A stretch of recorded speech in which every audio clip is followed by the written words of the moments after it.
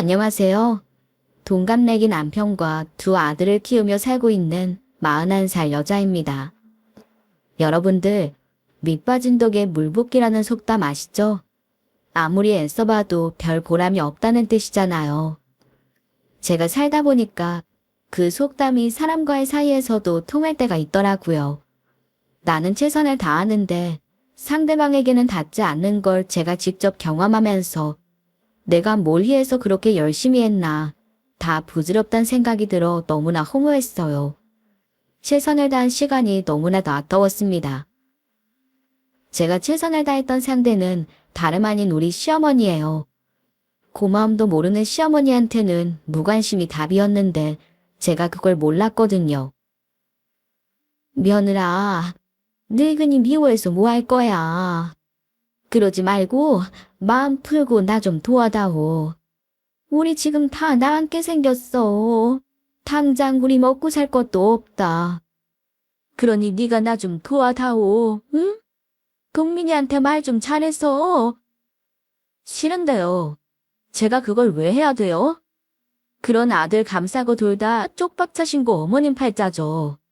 제가 왜 도와드려야 되는지 모르겠네요. 너 지금 그게 시애미한테 할 소리냐? 네 남편이나 너나 감히 날 우습게 보고. 그래도 시어머니였으니까 이 정도로 대드리는 걸 감사하게 생각하세요. 아니었으면 당장 경찰 불러서 질질 끌려나가셨을 거예요. 할 말 다 하셨으면 우리 집에서 나가주세요. 얼른요. 독한 년. 시모가 이렇게 말하는데도 눈 하나 깜짝을 안 해?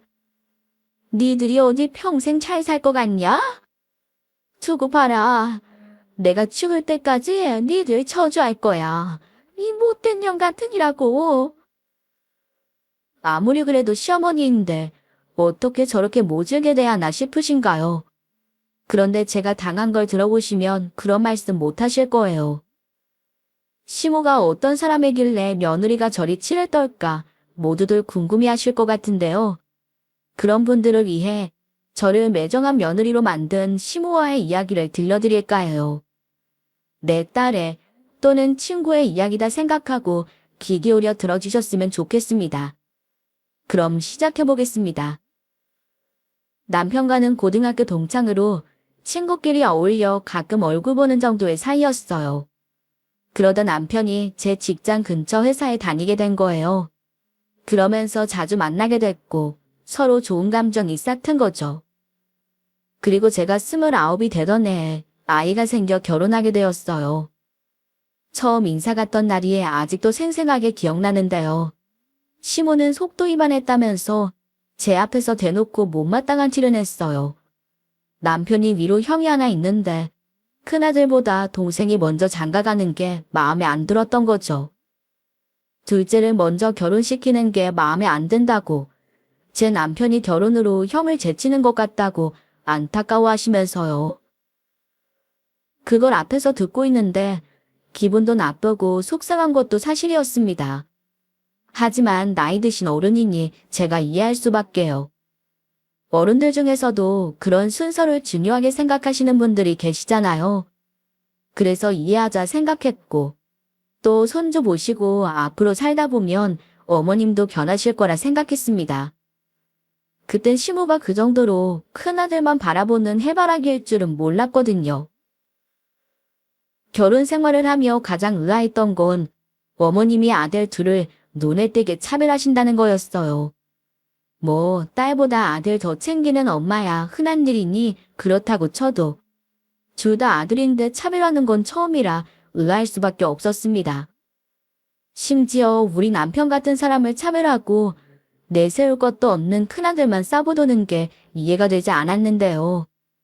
제 남편은 그야말로 정석 엘리트 코스를 제대로 밟은 사람이었거든요. 명문대를 나와 대기업까지 한 번에 들어간 사람이었고, 그에 비해 아주버님은 30이 넘도록 변변한 직장도 없는 상황이었어요. 거기다 사업한다고 집안 재산도 날렸다는데, 그럼에도 시모는 장손이라고 큰아들만 감싸고 돌더라고요. 그러다 정말 시모가 아주버님만 좋아한다는 걸 제대로 느낀 일이 있었는데요. 하루는 시댁 가서 밥을 먹는데 시모가 후식이라고 복숭아를 가지고 나온 거예요. 근데 우리 남편은 복숭아 알레르기가 있거든요. 제가 이 사람 복숭아 못 먹지 않냐 하니 우리 큰아들이 좋아한다며 신나게 복숭아를 잘라 아주버님 입에 넣어주는 걸 보았습니다. 속으로 볼 것도 없는 큰아들이 저렇게 좋을까 싶었습니다. 아무리 장손이라도, 아니, 장손이 제대로 사람 구실도 못하고 자리를 못 잡고 있으면 답답하고 속이 터지는 게 맞는 거잖아요. 그래서 남편에게 물었더니 아주버님이 어렸을 때부터 몸이 약했대요.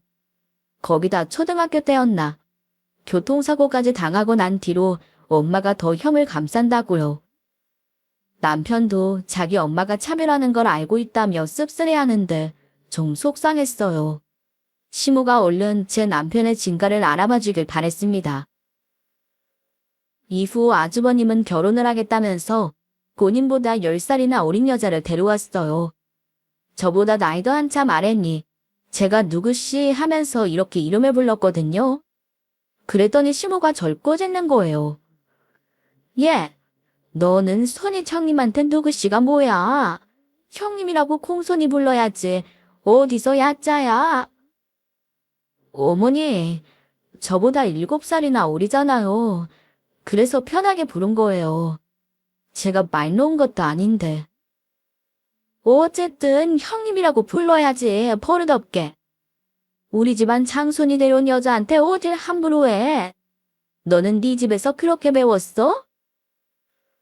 시모는 무섭게 저를 혼냈고 결국 저보다 7살이나 어린 사람한테 형님 소리를 하게 되었습니다. 그렇게 시간이 흘렀습니다. 하루는 저녁밥을 하고 있는데 시댁에서 전화가 왔어요. 어머님은 숨 넘어갈 것 같은 목소리로 늘 시아버지가 갑자기 쓰러지셨다고 했죠. 놀라 달려가 봤더니 시모가 중풍이라고 하더라고요.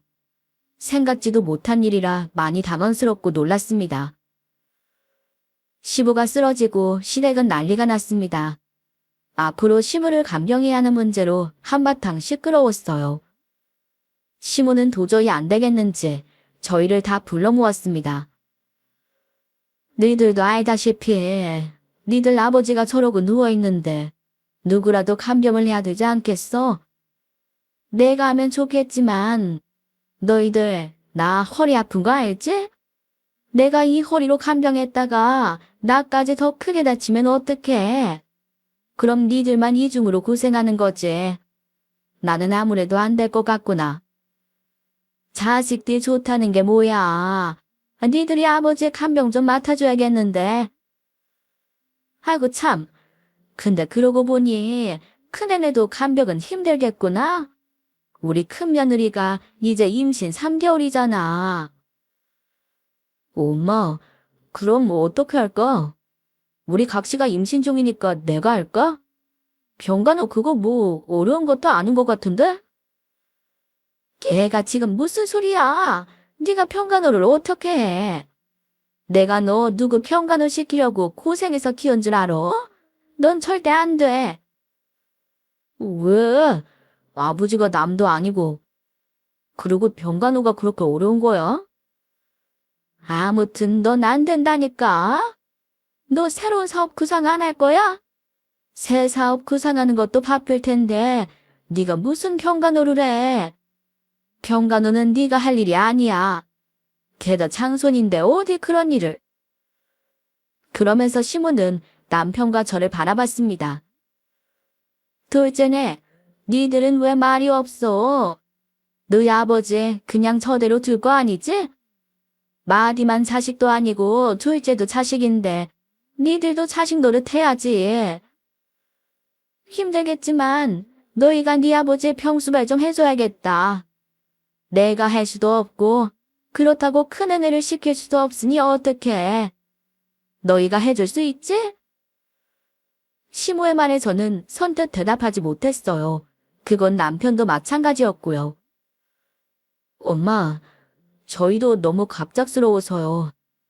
병간호야 할 수는 있겠지만 그럼 이 사람이 고생이잖아요. 애들도 있고 살림도 해야 하는데. 그거야 뭘 걱정을 해.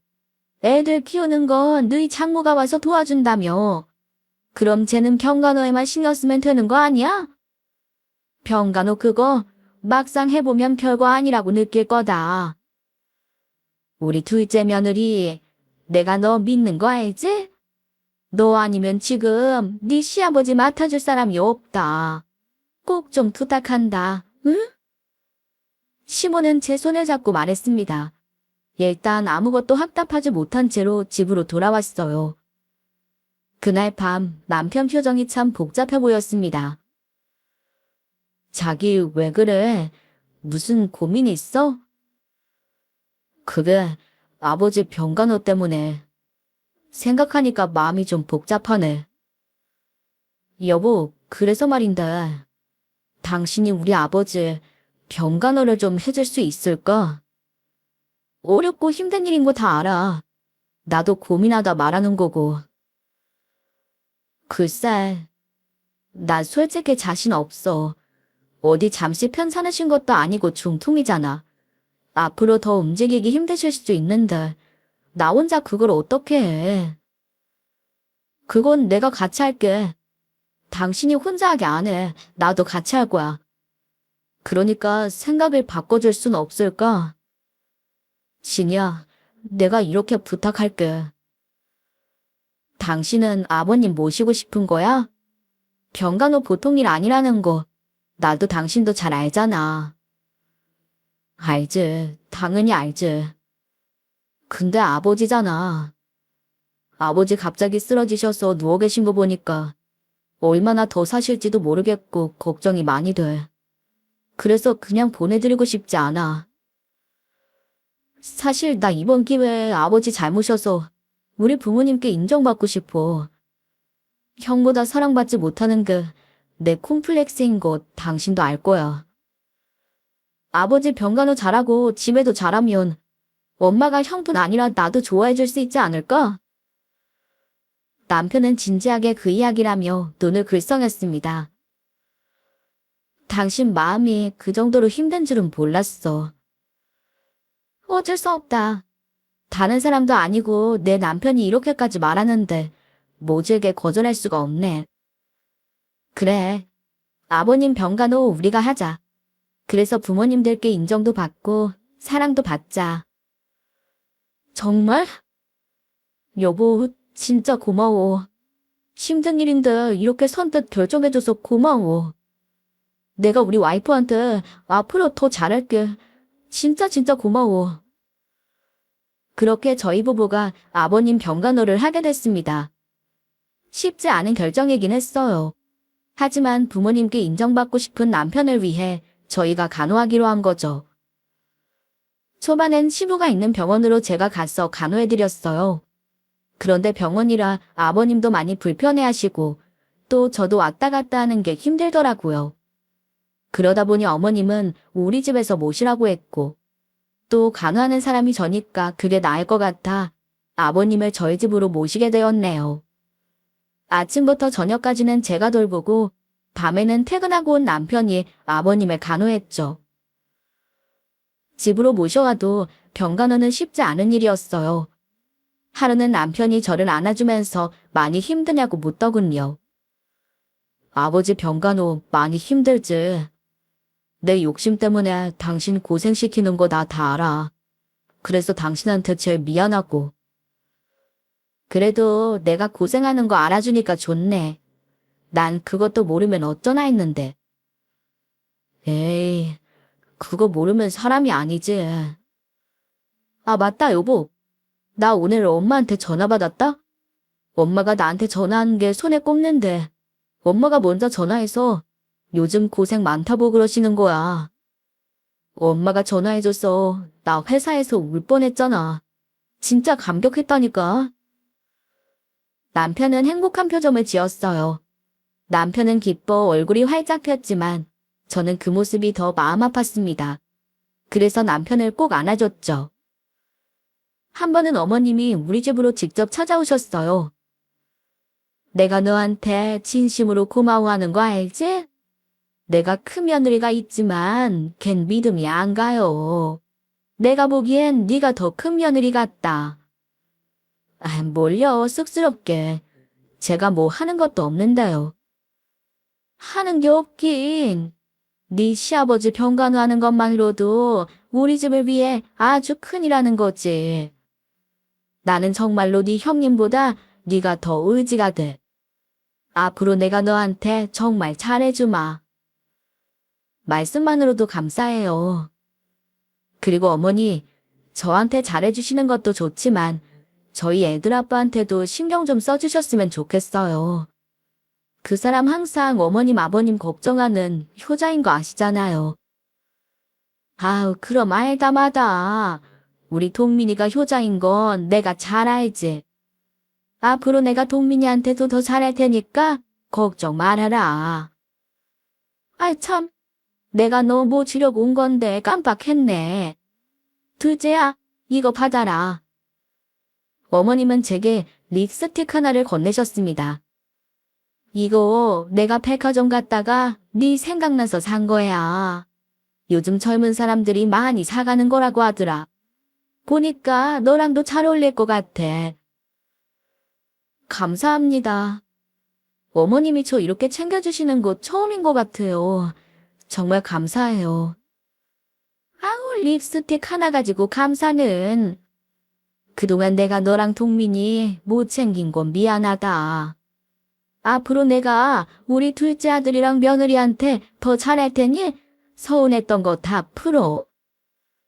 어머님이 따뜻하게 말씀해 주시니 눈물이 날 것 같더라고요. 저를 챙겨주시는 것도 좋았지만 무엇보다 남편을 생각해 주시는 게 더 좋았어요. 이제라도 남편의 진심을 알아줘 다행이라고 생각했습니다. 그리고 며칠 뒤 가족 모임이 있어 형님을 만났는데요. 형님이 못 보던 명품 가방을 들고 들어오는데 저도 모르게 시선이 가더라고요. 엄청 고가의 가방이라 사진은 못하고 쳐다만 봤던 가방을 형님이 들고 나와서인지 시선이 떨어지지 않았습니다. 어머, 형님, 가방 새로 사셨어요? 너무 예쁘다. 저도 이거 갖고 싶었던 건데 너무 비싸서 못 샀거든요. 형님은 어떻게 사셨어요? 아, 이거? 이거 어머님이 사주신 거잖아. 나 아들 낳았다고 그 기념으로 선물해 주신 거야. 그 순간 저와 옆에 있던 남편의 표정이 굳어졌습니다. 함께 계시던 어머님도 아차하는 표정이더군요. 아, 그러셨구나. 어머님이 사주신 건 몰랐네요. 근데 어머니, 저 비싼 가방을 형님만 사주시는 거예요? 저 애들 낳을 때는 선물 하나도 없으셨잖아요. 그리고 지금 아버님 모시고 있는 건 전데 저는 그런 선물 하나도 안 주시고 좀 섭섭해요. 넌 뭘 그런 걸로 섭섭해하고 그래? 큰애 가방이야. 우리 집 대를 이을 아들을 낳아줬으니 그게 고마워서 준 거고. 아, 내가 너한테도 립스틱 줬잖니. 너 그것도 비싼 거다. 그땐 감사하다면서 받아놓고 이제 와서 딴소리야? 너 나한테 뭐 바라고 네 시아버지 간병하니? 그렇게 말하니까 내가 더 섭섭하다.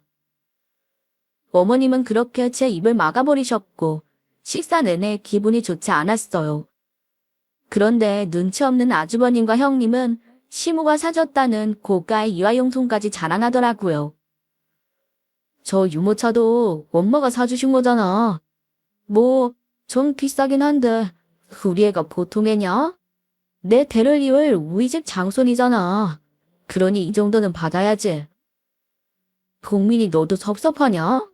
뭐 별것도 아닌 거 가지고 뭘 그래. 거기다 내가 너보다 결혼도 늦게 했는데 이런 거라도 받아야지. 그러니까 너무 질투하지 마라. 재수 씨도요.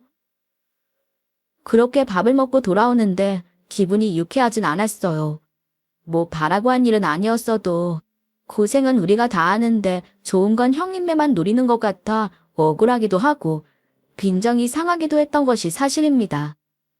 근데 남편은 자기는 엄마랑 형을 이해한다고 하는 거예요. 큰 손주 기다리셨을 거라고 저를 달랬죠. 하지만 이미 남편 표정에서 서운함이 묻어났어요. 더 말하면 남편 속만 상할 것 같아서 그 일은 그냥 넘어갔습니다. 아버님이 우리 집에 계시니 식구들이 우리 집에서 모일 때가 많았어요. 그날도 가족이 다 모여 식사를 하는데 아주버님이 저한테 대단하다고 하시더군요. 아무리 생각해도 재수 씨는 참 대단해. 여기 와서 아버지랑 몇 시간 같이 있는 것도 보통 일이 아닌데. 금 걸린 사람 온종일 간병하는 거, 그거 정말 사람이 할 짓이 아닐 것 같거든. 우리 자리 같았으면 병간호 했을까? 아마 하루도 못했을걸? 맞아, 인정. 난 진짜 죽어도 못해. 만약 나한테 품 걸린 시아버지 병수발 시키잖아? 그럼 나 당장 짐 싸가지고 도망쳤을 거야. 그러자 시어머니가 거들었습니다. 내가 우리 큰며느리 그럴 줄 알았다. 그래서 내가 니들 말고 여기 네 시아버지 모시는 거잖아. 우리 큰며느리 도망갈까봐. 그 말에 제 얼굴에서 웃음기가 사라졌어요. 그리고 남편도 마찬가지였습니다. 엄마, 지금 무슨 말이 그래요? 그럼 우리 와이프가 만만해서 아버지 우리 집에 모시는 거예요. 그래요. 아니, 저기 그게 아니라. 아우, 네 집사람이 만만하다니. 그럴 리가. 그냥 말하다 보니까 그렇게 나온 거지. 일단 밥 먹자. 음식 다 식겠다. 저는 당장 자리를 박차고 나가고 싶은 걸 꼭 참아내었습니다. 아주버님과 형님이 가고 우리만 남으니 시어머니가 수습을 시작했죠. 우리 둘째 며느리 기분 많이 나빴니? 아우, 내가 뭐 나쁜 마음으로 그런 게 아니라 네 형님 피 맞춰주라 그런 거다. 아, 너도 딱 보면 알잖니. 네 형님 성격. 걔가 나이만 어렸지 아주 보통이 아니다. 몇십 년 더 산 나를 찜쪄먹으려 그래. 얼마나 앙큼한지 모른다. 그래서 내가 걔 비 맞춰주느라 그런 거야. 또 뭐 어머니한테 섭섭하네 어쩌네 하면 골치 아프니까. 내 말 무슨 뜻인지 알지? 일단 어머님 말씀은 알겠어요. 그래도 제 기분이 좋진 않네요. 다들 저희를 만만하게 보는 것 같아서요. 아우, 만만하게 보다니. 네 아주버님이랑 형님이 널 얼마나 어렵게 생각하는데. 나도 그렇고. 우리 작은 며느리가 우리 집 기종인데 누가 널 만만하게 봐? 괜한 오해하지 말고 기분 풀어라. 그럼 나도 이만 간다. 시어머니 말을 들었는데도 기분은 하나도 풀리지 않았습니다. 오히려 형님한테 한 말이 심호 본심처럼 느껴졌어요. 저한테 와서야 제가 제일 고맙다고 하지만 큰아들 내외 고생시키기 싫어 술을 쓰는 것 같았다고 할까요? 그 이중적인 태도를 이미 눈치챘던 거죠. 그럼에도 저는 아버님 병간호를 계속했습니다. 우리가 아니면 아무도 아버님을 돌보지 않을 것 같아서요. 그러다 보니 아버님이 우리에게 많이 미안해 하셨는데요. 니들이 나 때문에 고생이 많다. 내가 너희 볼 때마다 얼마나 미안하고 그런지 모르지? 내가 여기 있는 게 참 민폐인데. 아버님, 왜 그런 말씀을 하세요? 자꾸 그러시면 저희가 더 불편해요. 그리고 부모님이 아프면 자식이 돌보는 게 당연하죠. 아무리 그래도 이건 너희한테 너무 못할 짓이야. 내가 여기 있으면 안 돼. 내 집으로 가든지 아니면 큰애한테라도 가야지. 너나 동민이만 힘들게 할 수는 없지. 아버님은 퉁을 맞아 발음이 어눌한 상태에서도 계속해서 우리에게 사과하셨어요. 그러면서 더는 여기서 신세질 수 없다고, 다른 데로 옮겨야 한다고 입버릇처럼 말씀하셨네요. 그러던 중 아버님이 온 가족을 다 부르신 날이 있었습니다. 아버님은 뭔가를 결심하신 듯 비장하게 말씀하셨습니다. 내가 생각을 좀 해봤는데 말이야. 언제까지 여기 있을 순 없겠어. 계속 둘째네 집에 있는 게 너무 미안해. 그러니까 내 집으로 가든 아니면 첫째네 집으로 가야겠다. 그 말에 시모와 아주버님 형님은 눈이 튀어나올 듯 놀랐습니다. 당신, 지금 그게 무슨 말이에요? 푹 맞아서 몸도 제대로 못 가누면서 어디로 옮겨요? 내 집 두고 내가 언제까지 여기 있어?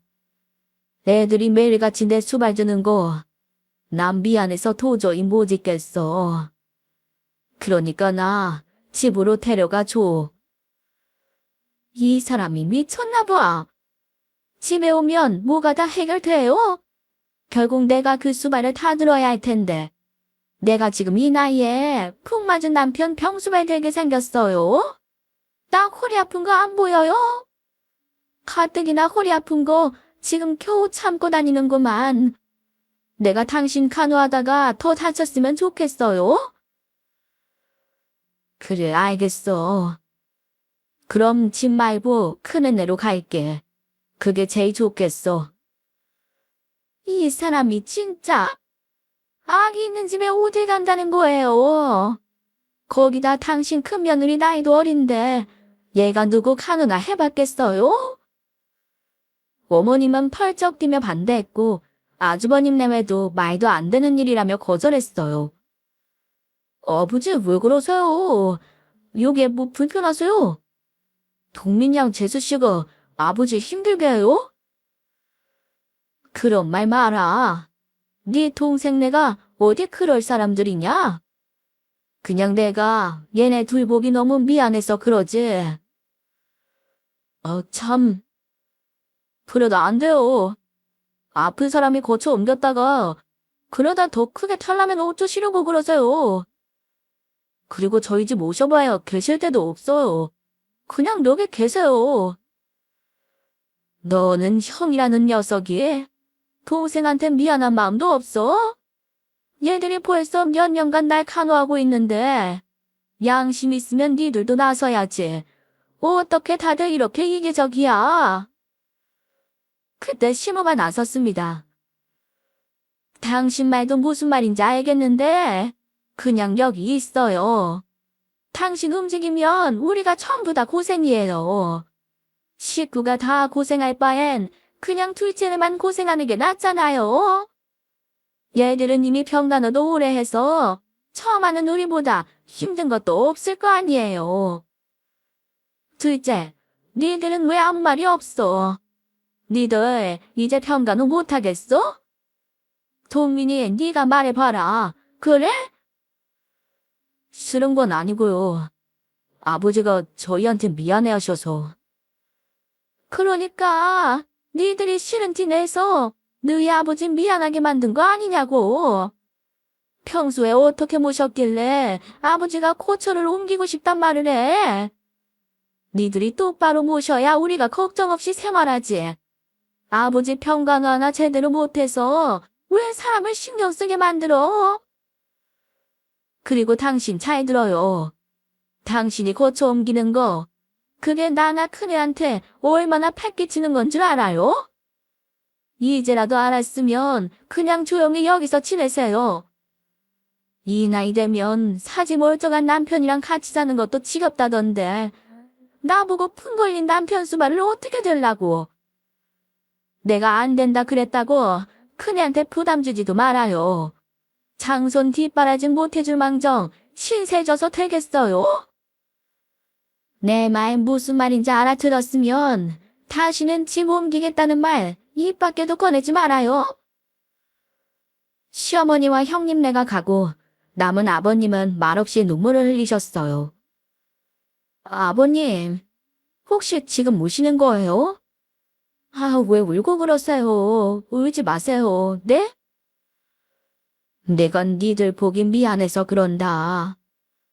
내가 너희한테 면목이 없어서 옮기려고 하는 건데. 그것들 나 돌보기 싫어서 수쓰는 거 봤지? 나를 골치 아픈 늙은이로만 생각하고 챙기지도 않어. 너무 속상해 마세요. 대신 저희가 있잖아요. 저나 애들 아빠가 더 잘해드릴게요.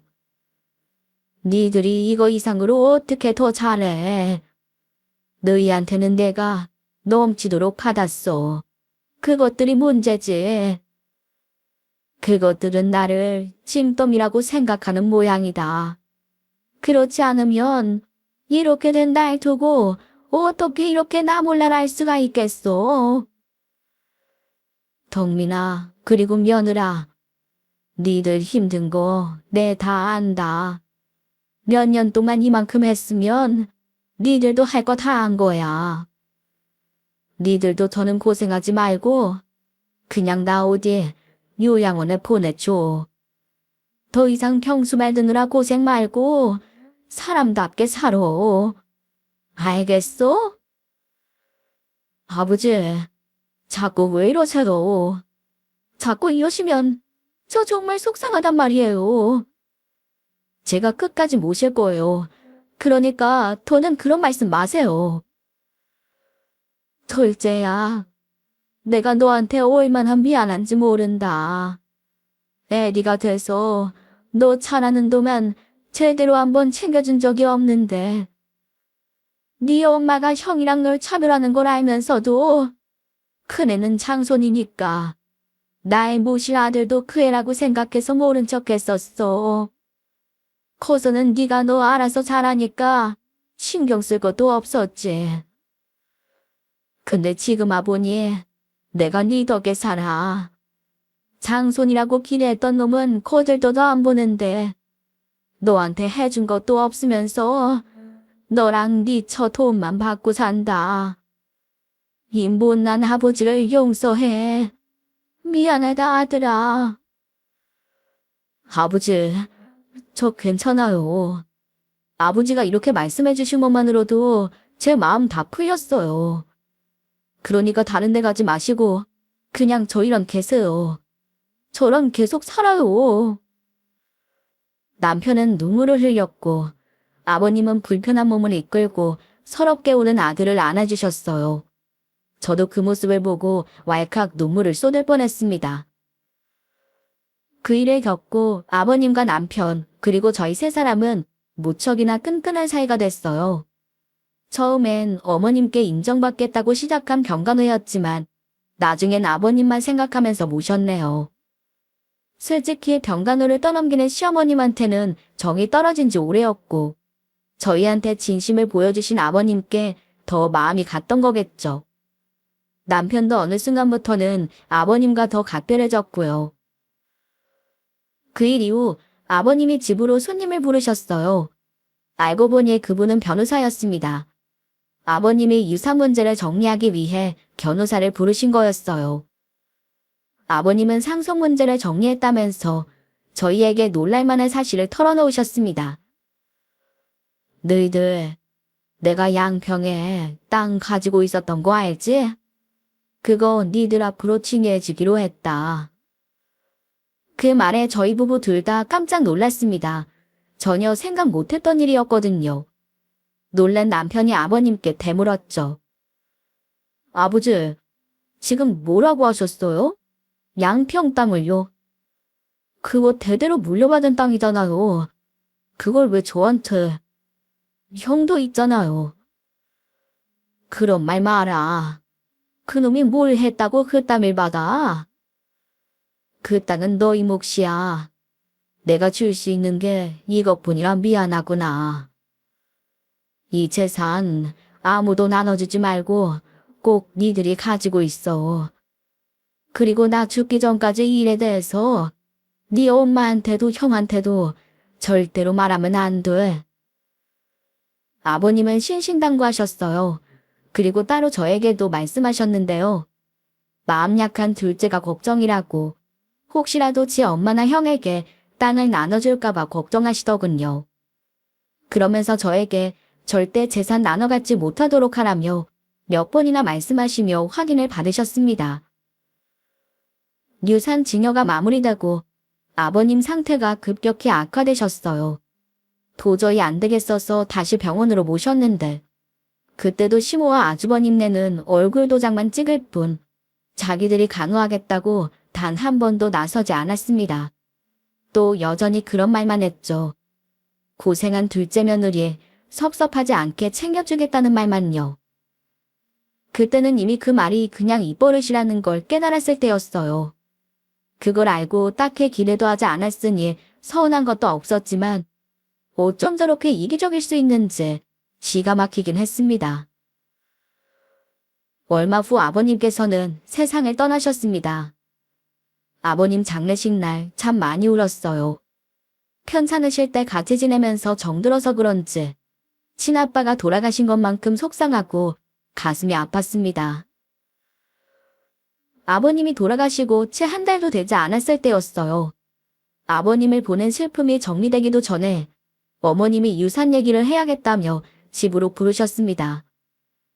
아주버님네와 우리까지 모이자 시모는 참 어이없는 말을 쏟아내기 시작하더군요. 니들이 한자리에 모였으니까 내가 얘기를 하마. 너희 아버지 재산 있지? 그거 다 큰애네 주기로 했다. 내 몫까지 전부 우리 장손네 챙겨주기로 했어. 사업자금으로 쓰라고 줄 거니까 그런 줄 알라고. 그 말을 듣고 저는 남편이 벙찐 표정이 되었어요. 아직 돌아가신 지 한 달도 되지 않았는데 저런 말을 할 줄은 몰랐거든요. 게다가 풍 걸린 시부 병수 말은 우리가 다 했는데 아무것도 한 것 없는 아주버님에게 재산을 다 상속한다니요. 그건 너무한 일이잖아요. 어머니, 어떻게 그런 일을 저희한테 상의도 없이 결정하세요? 저희는 자식 아니에요? 그리고 아버님 병강하면서 제일 고생한 건 저랑 이해인데 저희 몫은 없어요. 너는 애가 왜 그렇게 욕심이 많니? 너희는 네 남편이 좋은 회사 다니면서 척척 잘 벌어오잖아. 그럼 동기간에 좀 나눌 줄도 알고 그래야지. 그래도 이건 너무하세요. 어떻게 아버님 재산을 아주버님한테 전부 주실 수가 있으세요? 너희는 동민이가 번 돈으로 아쉽지 않게 잘 살잖아. 네 아주버님을 봐라. 운이 안 따라주니 사업도 잘 안 되고. 그래도 어떻게든 살아보겠다고 최선을 다하는데 그게 안쓰럽지도 않어? 난 우리 큰아들 안쓰러워서 밤에 잠이 다 안 온다. 너무 억울하게 생각하지 마로. 원래 장손이 잘 돼야 다 잘 되는 거야. 첫째가 잘 돼야 둘째도 잘 되고 그런 거 아니겠어? 그러니 그런 줄 알고 유사 문제는 그렇게 정리하자. 시모가 장손 어쩌고 떠드는데 순간 약이 오르는 거예요. 아주버님네를 더 챙겨줄 거라고 예상은 했었지만 그래도 이 정도일 줄은 몰랐거든요. 어쩜 그래서 아버님도 징여받은 거 말도 하지 말고 재산 잘 지키라고 신신당부를 하셨던 걸 거예요. 저렇게 지들끼리 짝짝꿍할 줄 예상하셨던 거죠. 근데 그 순간 저 사람들이 너무 얄미워서 그냥 넘어갈 수가 없더라고요. 그래서 저 인간들 속 좀 긁어놔야겠다고 약이 올랐어요. 알겠어요. 어머님 뜻이 그렇다면 저희가 따를 수밖에 없겠네요. 근데 아주버님 받을 재산 얼마 안 되지 않아요? 30평 아파트에 상가 하나 가지고 사업자금이나 되겠어요? 아버님 양평 땅 정도는 되어야 제대로 사업자금일 것 같은데. 제 말에 그것들 얼굴에 갑자기 화색이 돌았습니다. 남편은 당황스러운지 저를 바라봤고요. 일단 저는 제게 생각이 있단 뜻으로 남편의 어깨를 치며 안심시키며 말을 이어나갔어요. 얼마 안 되는 아파트나 부동산보다 거기 땅이 더 좋은 거 아니에요? 그 땅은 어떻게 하실 건데요? 역시 우리 둘째 며느리가 똑똑하네. 내 정신 좀 봐라. 내가 왜 그 땅을 잊고 있었지? 그래, 동호야. 아버지 양평 땅 그것도 니들이 가져가. 그걸로 사업 자금해. 엄마 땡큐. 그래. 안 그래도 돈이 좀 부족하다 했어. 재수씨 고마워요. 재수씨 덕에 양평 땅이 생각났네. 아우, 그나저나 미안해서 어떡해요? 양평 땅도 다 우리가 가져가도 괜찮나? 엄마, 진짜 그래도 될까? 아, 그럼 그래도 되지. 설마 하니 네 동생 내외가 그 땅 못 가져가게 하겠어? 그리고 네가 우리 집 장손 아니냐? 장손이 상속받는 게 당연하지. 아, 원래 장손이 주인이야. 주인 찾아가는 거라고 생각해. 근데요, 어머님, 아주버님, 두 분 다 지금 뭘 모르시는 게 있는데. 지금 그 땅 받겠다고 할 때가 아닌 것 같은데요? 무슨 말이냐? 우리가 뭘 몰라? 진짜 모르시는구나. 어머니, 그 땅 저희 거예요. 아버님이 돌아가시기 전에 저희한테 증여해 주셨는데, 어머니랑 형님네는 전혀 모르셨나 봐요. 그러니 시모와 아주버님네가 자리에서 벌떡 일어났습니다. 잠깐만, 친혈아니? 아니 그럼 네 시아버지가 죽기 전에 그 재산을 너희한테 주고 떠났다 그거야? 재수씨, 엄마 말이 맞아요? 언제 받은 거예요? 아버지가 준 거 맞아요? 제가 고개를 끄덕이자 시모와 아주버님 얼굴에 당황한 기색이 보였어요. 아니, 재수씨는 왜 그걸 이제야 말해요? 우리 아버지가 상속 정리할 것 같았으면 바로 우리한테 연락했어야죠. 뭐 그건 그렇고. 그럼 양평당은 나눠가는 걸로 합시다. 어차피 유리분 소송이 있어서 증여받은 재산도 공동 상속인한테 줘야 되는 거 알죠? 재판 가기 전에 깔끔하게 해결합시다. 어머나, 그래? 그럼 그렇게 해라, 응? 얘가 왜 대답을 안 해? 시모와 아주버님 둘이 북치고 장구치는 말 보는데 얼마나 웃음이 났는지 모릅니다. 그 꼴을 지켜보다 제가 박장대소했습니다. 아하하하하. 저기요. 지금 다들 무슨 말씀하시는 거예요? 유료분? 아유, 꿈도 크셔라. 저희는 그 땅 나눠줄 생각 없으니까 그렇게 하세요. 제 말에 그것들은 얼음이 됐습니다. 그러더니 그걸 왜 못 나누냐고 따지고 되는 거예요. 왜냐면 아버님이 우리 부부한테 물려준 거거든요. 당신들한테는 조금 더 주지 말래요. 아버님이 일부러 우리 내외한테만 징해준 건데 우리가 그걸 왜 줘요? 지금 뭐라는 거야? 재수씨, 헛소리 하지 말고 좋은 말로 할 때 딱 내놔요. 우리 아버지가 내가 있는데 동민이 저 자식한테 징여를 내줬다고. 말도 안 되지. 우리 아버지가 장손을 버릴 리가 없어. 그때 제가 그들 앞에 종이 하나를 내밀었습니다. 아버님이 물려주신 땅 등기부등본이었어요. 이런 일이 벌어질 것 같아 가져온 건데 때마침 딱 쓰게 된 거 있죠. 땅 소유주 이름을 확인한 시모와 형님네 식구들은 모두 개거품을 물기 시작했습니다. 그리고 어머니는 이내 제 멱살까지 잡으시더라고요. 야 이년아, 네 시아버지 평수말 하랬지. 누가 유산 받으랬어? 네가 뭔데 우리 창선 유산을 가로채? 얼른 안 내놔. 재수씨, 우리 얼굴 붉히지 맙시다. 좋은 말로 할 때 그 땅 내놔요. 장손도 아닌 놈이 그 땅을 왜 받냐고. 그 땅 내 거야. 니들이 감히 내 몫을 가로채? 너희, 내가 가만히 있을 것 같냐?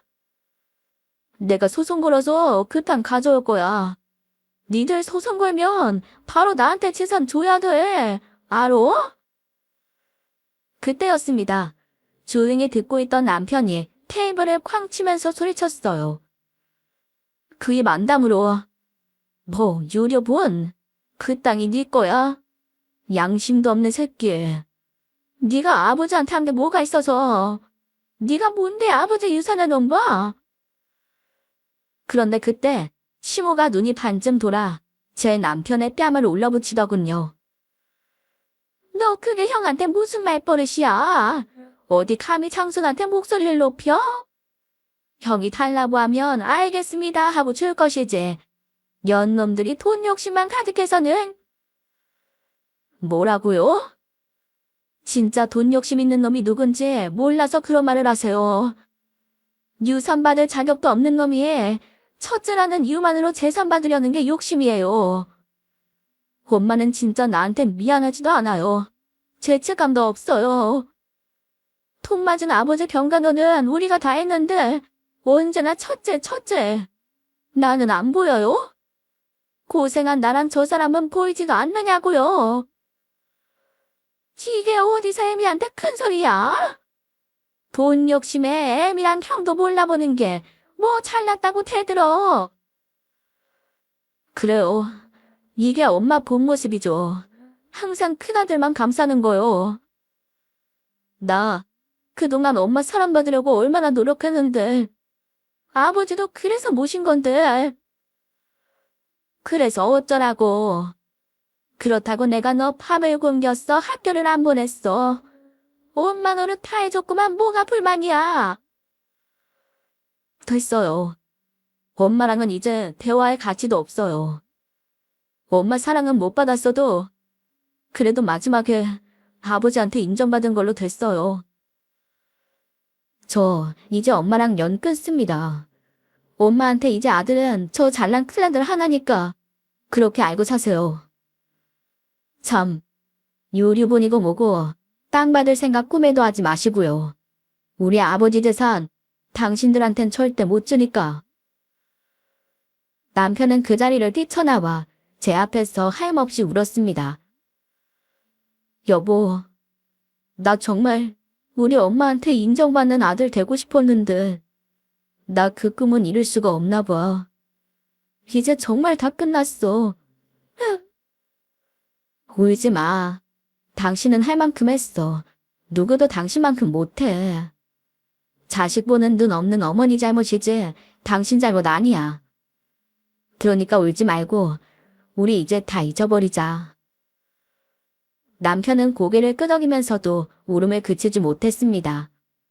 평생 엄마의 사랑을 갈구하며 살았던 남편이 얼마나 가엾고 안쓰러웠는지 모릅니다. 그 일이 있고 며칠 뒤 시모가 우리를 찾아왔더군요. 와서는 또 입에 발린 소리를 늘어놓더라고요. 너희들 나한테 쌓인 거 맞지? 미안하다. 근데 니들도 자식 낳아봐서 알잖아. 원래 모자란 놈한테 팔이 키우는 거야. 그므로써 본능적으로 그렇다니까. 됐어요. 저는 제 자식한테 차별 같은 거 안 해요. 엄마 목소리도 듣기 싫으니까 이만 가보세요. 그러지 말고 내 말 좀 들어봐. 그래도 네 형 아니냐. 체면 세워주자, 응? 며느라, 네가 동민이 설득 좀 해라, 응? 제가 왜요? 저 그러고 싶지도 않고 이 사람 결심 확고해요. 그러니까 시간 낭비 말고 가세요. 뭐야? 이 싸가지 없는 것들. 니들 신보 그렇게 쓸 거야? 어머님이 소리를 지르자 남편도 버럭했습니다. 능력도 없는 놈한테 유산 줘봐야 뭐해요. 망하기밖에 더 하겠어요? 근데 내가 뭐하러 줘요? 절대 안 줄 거니까 그런 줄 알고 가세요. 제발요. 너희 형 망하라고 고사를 지내라, 이 나쁜 놈. 재수없는 소리만 하고 이러니 정이 안 가지. 이 도움도 안 되는 놈. 네, 다시는 너 안 본다. 시모는 악담을 퍼붓고 나갔습니다. 그리고 곧 소송을 걸더라고요. 하지만 유르분 소송에서 특별히 아버님을 부양한 점이 인정되어서 소송도 방어하고 유산도 지킬 수 있었어요. 그런데 얼마 후 참 기막히고 황당한 일이 있었는데요. 다시는 안 온다며 악담을 퍼부은 시모가 다시 우리 집에 나타난 거예요. 며느라, 내가 아직도 밉니? 그러지 마라. 늙은이 미워해서 뭐 할 거야? 그러지 말고 마음 풀고 나 좀 도와다오. 우리 지금 다 나앉게 생겼어. 네 아주버님 사업 시작한 것도 또 망하고 네 형님이란 년은 집에 돈 남은 거 탈탈 털어서 지만 혼자 도망갔어. 당장 우리 먹고 살 것도 없다. 그러니 네가 나 좀 도와다오. 응? 도민이한테 말 좀 잘해서. 제가요? 제가 왜요? 누가 그런 아들 감싸고 돌다 쪽박 차시래요? 너 지금 그게 시애미한테 할 소리냐? 네 남편이나 너나 감히 날 우습게 보고? 그래도 시어머니였으니까 이 정도로 대해드리는 걸 감사하게 생각하세요. 아니었으면 당장 경찰 불러서 질질 끌려나가셨을 거예요. 할 말 다 하셨으면 우리 집에서 나가주세요. 얼른요. 독한 년. 시모가 이렇게 말하는데도 눈 하나 깜짝을 안 해? 니들이 어디 평생 잘 살 것 같냐? 두고 봐라. 내가 죽을 때까지 니들 저주할 거야. 이 못된 년 같으니라고. 시모는 여전했습니다. 그때도 악에 맞춰 소리를 지르고 가는데 사람 참 안 변하는구나 싶었네요. 사실 시모를 향한 남편의 외사랑에 결말이 달랐으면 좋았겠다 싶을 때는 있어요. 남편이 받은 상처가 워낙 큰 것 같아서요. 근데 남편이 그런 말을 하더라고요. 엄마 같은 사람한테 사랑받을 필요 없다고. 사랑도 좋은 사람한테 주는 거라고요. 착한 우리 남편, 엄마 사랑은 못 받았지만 대신 장인 장모 사랑 듬뿍 받으며 행복하게 살고 있습니다. 저는 우리 남편이 지난 상처 다 잊고 더 행복해질 수 있도록 열심히 내조할 생각입니다. 저희 부부의 앞날 응원해 주시길 바라면서 제 사연은 여기서 마무리할게요. 끝까지 들어주셔서 감사드리고 다들 좋은 일만 가득하시길 바랍니다.